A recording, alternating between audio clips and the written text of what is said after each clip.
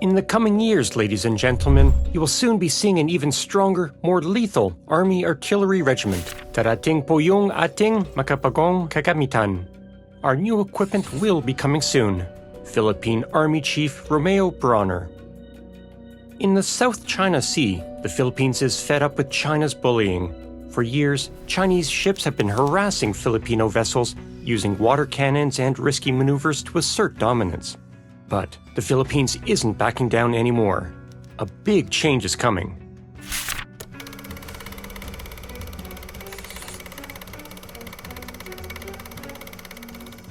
They're revamping their military strategy to stand up to China and take back control of their own waters. It's like a modern-day David versus Goliath, and the Philippines is ready to fight for their rightful place in the South China Sea. With a bold military revamp on the horizon, can the Philippines reclaim its sovereignty and stand tall against the might of China's maritime dominance? For too long, the Philippines has weathered the storm of oppression, its waters claimed by the iron grip of a colossal neighbor. But now, a daring transformation unfolds, shattering the chains of submission and igniting the flames of resistance. Despite China's attempts to shift blame, the Philippines asserts its sovereignty in the South China Sea, embarking on a bold military overhaul. Enhancing 9 outposts and bolstering surveillance with a cutting-edge center in Situ Island, the nation prepares to confront aggression head-on. Yet, facing China's vast naval might, the Philippines recognizes the urgent need to strengthen its navy.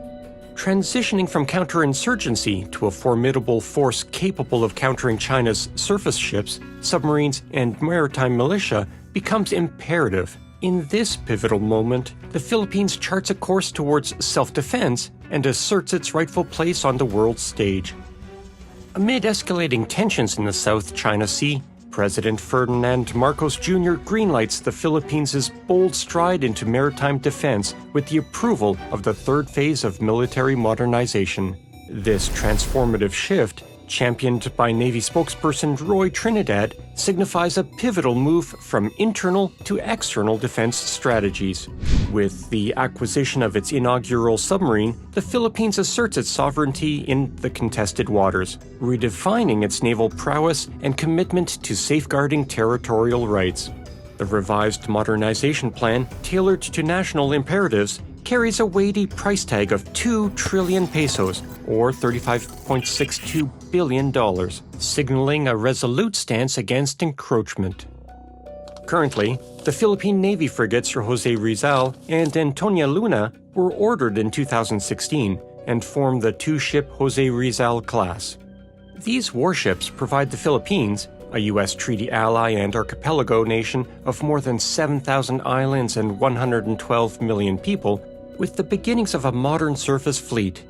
However, significant transformations are on the horizon. Collaborating with foreign partners like the US, Israel, Japan, and South Korea, the Philippines is bolstering its Navy capabilities with an influx of patrol boats. The Philippines Navy got a needed boost after Israel Shipyards Limited transferred and delivered a newly refurbished shipyard at Naval Station Pascual Ledesma in Cavite City. The newly refurbished naval shipyard will facilitate the local construction of 3 FAIC-M vessels, which will form part of the fleet of PN's Acero-class patrol gunboats. Its formal handover ceremony is lined up this May as part of the Navy's pre-anniversary activities. On the other side, South Korean shipbuilder Hyundai Heavy Industries has started the construction of the first of 2 future corvettes for the Philippine Navy. The first corvette is expected to be delivered by the second quarter of 2025. The Philippine Navy, PN, on last month announced that the construction of its 2 additional landing docks in Indonesia has started. These 2 vessels will be identical to the PN's Tarlac-class landing docks. The BRP Tarlac LD-601 and BRP Davao del Sur LD-602, which are derivative of the Makassar-class landing platform dock of the Indonesian Navy. The Philippine Army is considering acquiring BrahMos cruise missile systems for coastline defense. This is in addition to the 3 BrahMos batteries already ordered by the Philippine Navy from India in 2022. This multifaceted initiative aims to safeguard the Philippines' access to natural resources in the South China Sea, while bolstering intelligence gathering capabilities in the region. The Philippines' plan to buy its first submarine marks a step towards the South Asian nation taking a more assertive approach to defending its interests beyond its borders, analysts say. Philippine President Ferdinand Marcos Jr. approved the planned submarine purchase, which is included in the third phase of the military's modernization strategy. The announcement came weeks after Manila was involved in a verbal spat with Beijing in the wake of Marcos sending a congratulatory message to Lei Ching-te, the China skeptic candidate who won Taiwan's recent presidential election.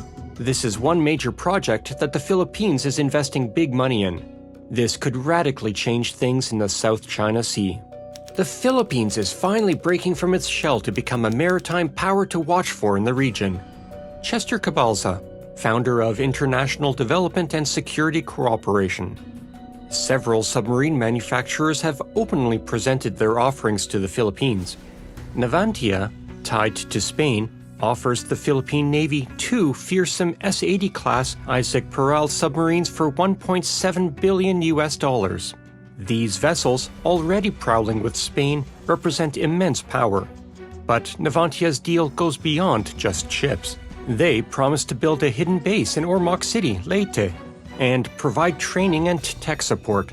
With these submarines armed with Harpoon and Tomahawk missiles, they're like sea giants, ready to strike with fury. It's a pact of strength and darkness where Navantia's whisper brings the promise of dominance over the waves. France's naval group is contending to supply submarines to the Philippines, proposing 2 diesel-electric Scorpene-class submarines akin to Malaysia's fleet. In 2022, Naval Group set up an office in Manila to streamline the sale process. Intensive negotiations ensued between the French company and the Philippine government since 2020, with the latter expressing interest in acquiring 2 Scorpene submarines. Former Secretary of Foreign Affairs Teddy Loskin had confirmed via Twitter in late 2020 that the Philippines would receive the submarines along with comprehensive crew training. Media reports from the Philippines in 2022 suggested an offer from France involving submarine exchange for exploration rights in Philippine waters, based on NATO standards. Hanwha Ocean, another Korean company, formerly DSME, competes with Spanish and French firms, presenting the Changbogo 3 submarine to the Philippine Navy. These vessels, 77 meters long, boast advanced propulsion and lithium-ion battery tech for stealth. Armed with 6 torpedo tubes and capable of carrying guided missiles, they accommodate 41 crew members and reach speeds of 21 knots. Hanwha Ocean's proposal includes training, tech transfer, logistics, simulators, and maintenance at Subic Bay or a preferred site. They offer a 7-year loan with attractive rates for the 2 submarines. The competition intensifies as companies vie for the lucrative Philippine Navy contract.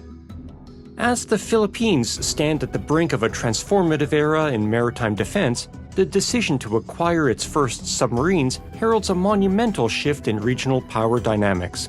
With multiple contenders vying for this crucial contract, the nation is poised to emerge as a formidable force in the South China Sea. The outcome of this selection process will not only shape the Philippines' security landscape, but also send a resounding message of determination and sovereignty to the world. Now, viewers, consider this. Which submarine manufacturer do you believe offers the most promising solution for the Philippines' maritime defense needs, and why? Join the conversation and share your thoughts on this critical decision shaping the future of the South China Sea. Meanwhile, show some love by hitting the like button and subscribing for more compelling content. Your support keeps us going.